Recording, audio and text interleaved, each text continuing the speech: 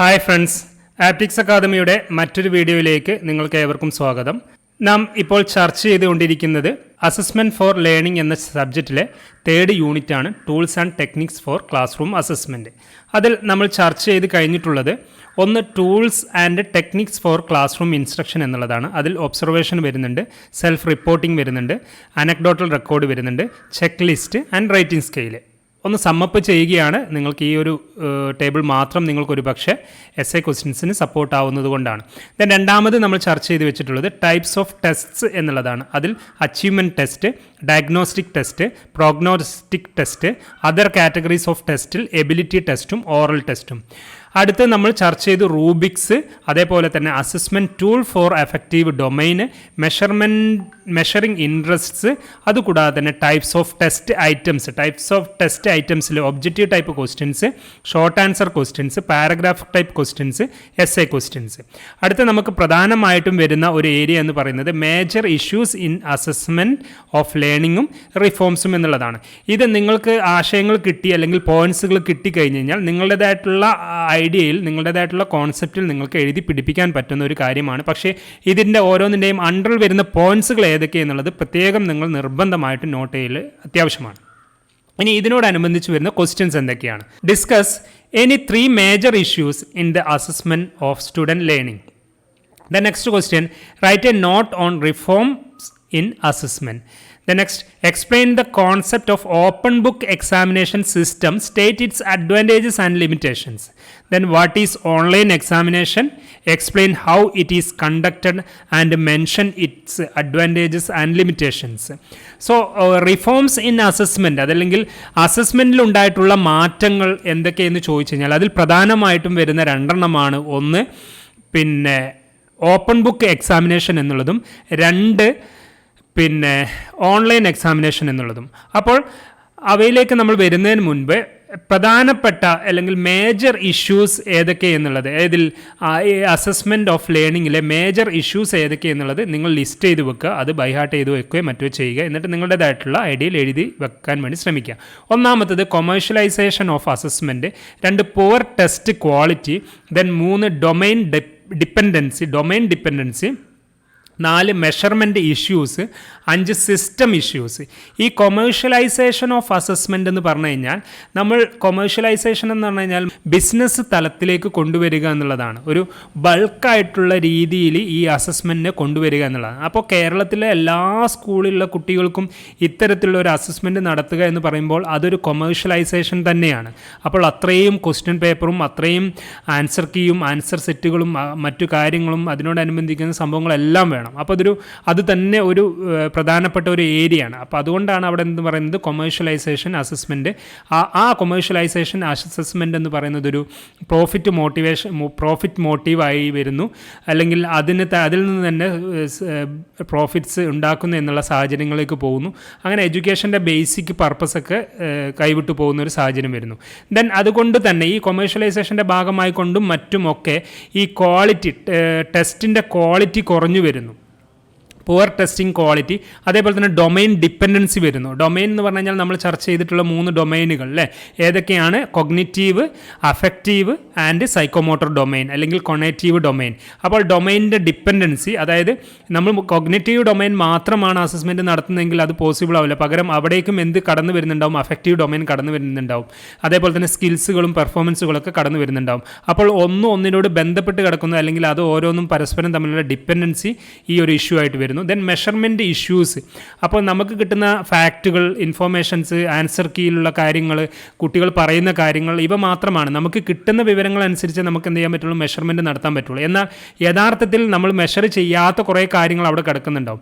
അപ്പോൾ ആ വിട്ടുപോകുന്ന കാര്യങ്ങൾ ആ ഒരു മേഖലയിൽ എന്ത് വരുന്നുണ്ട്? മെഷർമെൻറ്റ് ഇഷ്യൂസ് വരുന്നുണ്ട്. അതേപോലെ തന്നെ നമ്മുടെ സിസ്റ്റം ഇഷ്യൂസ്, നമ്മുടെ എഡ്യൂക്കേഷണൽ സിസ്റ്റം ഒരു വളരെ പ്രധാനപ്പെട്ട ഒരു ഇഷ്യൂ ആയി മാറുന്നു.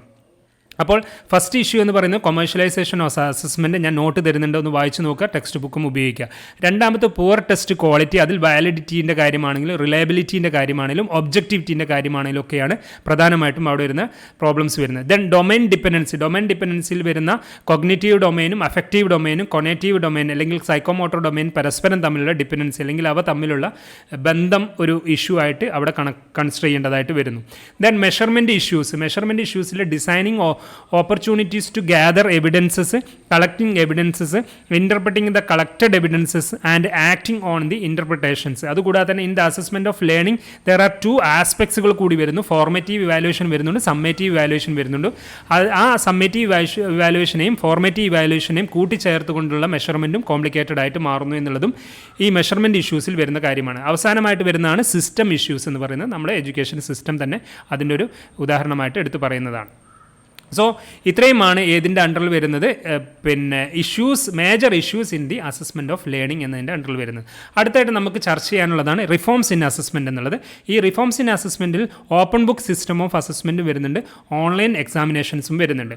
ഈ open book system of reforms undertaken in the assessment of student learning including open book system and online examination reforms report presented by. ഈ എക്സാമിനേഷൻ റിഫോംസ് റിപ്പോർട്ട് പ്രസൻറ്റ് ചെയ്തിട്ടുള്ളത് ചില വ്യക്തികളുടെ പേരെടുത്ത് പറഞ്ഞിട്ടുണ്ട്. അത് നമ്മൾ ഫസ്റ്റ് സെമസ്റ്ററിൽ കണ്ടംപററി ഇന്ത്യൻ എഡ്യൂക്കേഷനിൽ നിങ്ങൾ എടുത്ത് പഠിച്ചിട്ടുണ്ടാവും. ആ കാര്യങ്ങൾ തന്നെയാണ്, അല്ലെങ്കിൽ ആ വ്യക്തികൾ തന്നെയാണ് ഇവിടെയും എടുത്ത് പറയുന്നത്. ഒന്നെങ്കിൽ ആ നോട്ട് ഉപയോഗിച്ച് നിങ്ങൾ പഠിക്കുക, അല്ലെങ്കിൽ ഇതിൽ തന്നെയുള്ള കാര്യങ്ങൾ എടുത്ത് പഠിക്കുക. അതിൽ ഒന്ന് AL മുതലിയാർ കമ്മീഷൻ, അത് റിഫോംസ് ആണ്, എഡ്യൂക്കേഷൻ റിഫോംസിൽ കൊണ്ടുവന്നിട്ടുള്ളത്. Kothari education commission, national policy on education.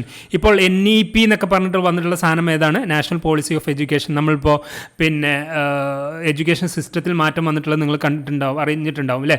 10ാം class മാറി +2 ബേസിക് എഡ്യൂക്കേഷനായി മാറുന്ന രീതി. അതേപോലെ തന്നെ 10ാം ക്ലാസ്സിലേക്ക് അല്ലെങ്കിൽ ഹൈസ്കൂളിലേക്ക് അല്ലെങ്കിൽ ഹൈസ്കൂളും ഹയർ സെക്കൻഡറിയും മേർജ് ചെയ്ത് ഒന്നായി മാറുന്ന രീതി.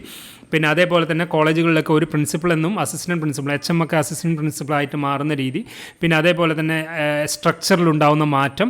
ഓക്കെ, ഇതെല്ലാം ഏതിൻ്റെ ബേസിൽ വരുന്നതാണ്? നാഷണൽ എഡ്യൂക്കേഷൻ പോളിസിയുടെ ഭാഗമായിട്ട് വരുന്നതാണ്, NEPയുടെ ഭാഗമായിട്ട് വരുന്നതാണ്. അതുകൂടാതെ തന്നെ നമ്മൾ ഈ NEPയുടെ ഭാഗമായിക്കൊണ്ട് തന്നെ 2 years BEd 4 years integrated BEd ആയി മാറുന്നു. അപ്പോൾ അതിലേക്ക് വന്നത് അല്ലെങ്കിൽ നാഷണൽ എഡ്യൂക്കേഷൻ പോളിസിയിലേക്ക് ഏതിനെ ബേസ് ചെയ്തുകൊണ്ട് വന്നതാണ്? കോത്താരി എഡ്യൂക്കേഷൻ കമ്മീഷനോടനുബന്ധിച്ച്, അതേപോലെ തന്നെ AL മുതലിയാർ കമ്മീഷനോടനുബന്ധിച്ചാണ്. അപ്പോൾ നമ്മൾ ഈ റിഫോംസിൻ്റെ ഭാഗം എടുത്തു പറയുമ്പോൾ AL മുതലിയാർ കമ്മീഷൻ്റെ കാര്യവും കോത്താരി എഡ്യൂക്കേഷൻ കമ്മീഷൻ്റെ കാര്യം, നാഷണൽ എഡ്യൂക്കേഷൻ പോളിസിയുടെ കാര്യം പ്രത്യേകം നോട്ട് ചെയ്ത് എക്സ്പ്ലെയിൻ ചെയ്യാൻ വേണ്ടി പ്രത്യേകം ശ്രമിക്കുക.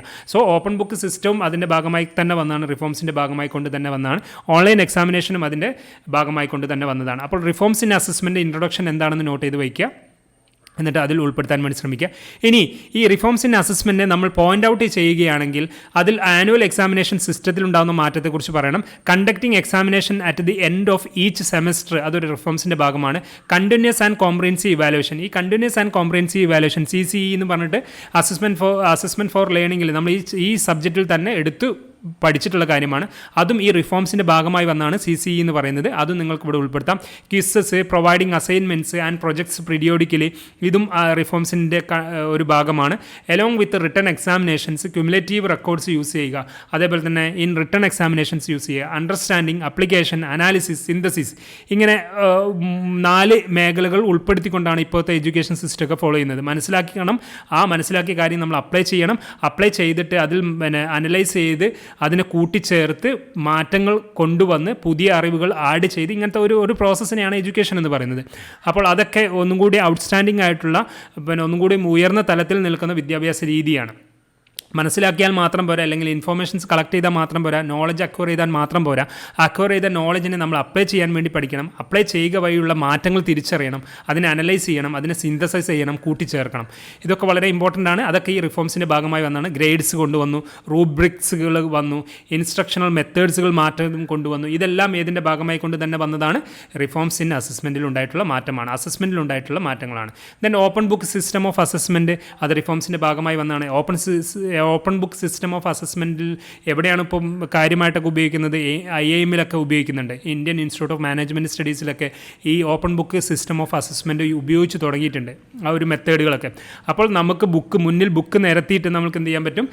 ബുക്ക് നോക്കിയിട്ട് ആൻസർ ചെയ്യാൻ പറ്റും. അത്തരത്തിലുള്ള സാഹചര്യം അത് എന്ന് പറഞ്ഞു കഴിഞ്ഞാൽ അപ്പോൾ ക്വസ്റ്റ്യൻസിൻ്റെ ലെവൽ മാറും. അതായത് നമ്മളുടെ ഫൈൻഡിങ്സിന് ഇമ്പോർട്ടൻസ് വരും, നമ്മളുടെ അനാലിസിസിന് ഇമ്പോർട്ടൻസ് വരും, നമ്മുടേതായിട്ടുള്ള കാഴ്ചപ്പാടിന് നമ്മുടേതായിട്ടുള്ള കോൺസെപ്റ്റിനും ഇമ്പോർട്ടൻസ് വരും. ഫാക്റ്റിനേക്കാൾ ഉപരി നമ്മൾ കണ്ടെത്തിയിട്ടുള്ള ഫൈൻഡിങ്സും നമ്മൾ കണ്ടെത്തിയിട്ടുള്ള കാഴ്ചപ്പാടുകളും നമ്മളുടേതായിട്ടുള്ള വ്യൂ പോയിന്റുകൾക്കൊക്കെയാണ് ഏതിൽ വരിക? ഓപ്പൺ ബുക്ക് സിസ്റ്റത്തിലുള്ള ഇമ്പോർട്ടൻസ് വരിക.